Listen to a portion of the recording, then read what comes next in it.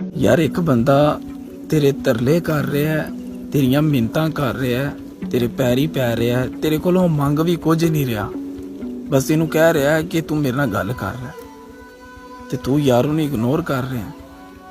तू ओदे text pending ते रखे हुए ने, तू उन्हें अजियत दे रहा है। यार बड़ी डाडी अजियत है, नज़रअंदाज होना बड़ी डाडी अजियत।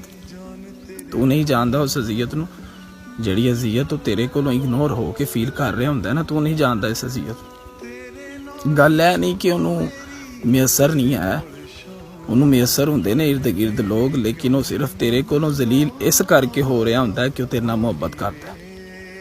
खुदा का नाम है यार, चाहने वालों की कदर कर दे। ये लोग बड़ी मुश्किल से मिलते हैं, अगर ये खो गए तो आप बहुत पछताएंगे। ये बात मेरी लिख के पास रख लें, अगर चाहने वाले खो गए तो कल को आप बहुत पछताएंगे।